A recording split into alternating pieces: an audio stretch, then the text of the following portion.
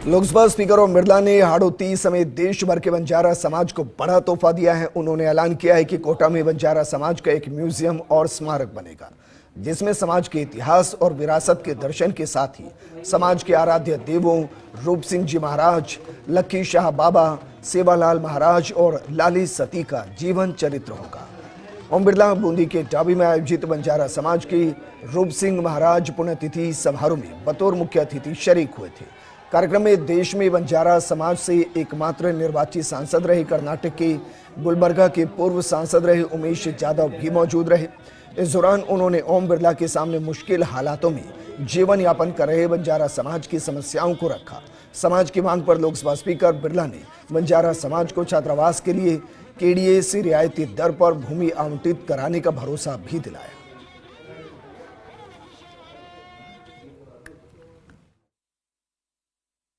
पूरे भारत देश में एक ही भाषा,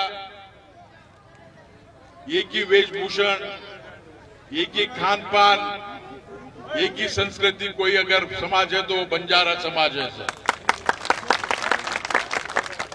मैं कर्नाटका से आता हूं। बंजारा लोगों को हम कर्नाटक में बोलते हैं, आप राजस्थान से आए सो हैं बोलते हैं sir. You come from Rajasthan, you are from Rajasthan बोलते हैं, हमको बहुत प्राउडफुल होते हैं। रूप सिंह जी महाराज का भी होगा स्थान, सेवालाल जी महाराज का स्थान भी होगा, बाबा लक्की शाह का स्थान भी होगा, लाली सती का भी स्थान होगा और ये इसी कार्यकाल में बनेगा।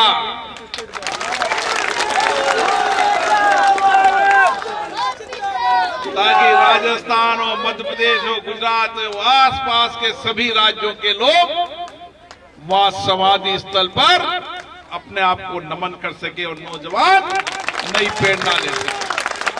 बंजारा समाज की गिनती आज भी पिछड़े समाज और जाति के रूप में होती है। मूल रूप से नमक का कारोबार करने वाली इस जाति से अंग्रेजों के समय में इनका मूल कारोबार छीन लिया गया और इसके बाद इसे एक क्रिमिनल ट्राइब की कैटेगरी में डाल दिया गया। कुछ बंजारा पहाड़ों में चले गए तो कुछ जंगलों में जाकर बस गए।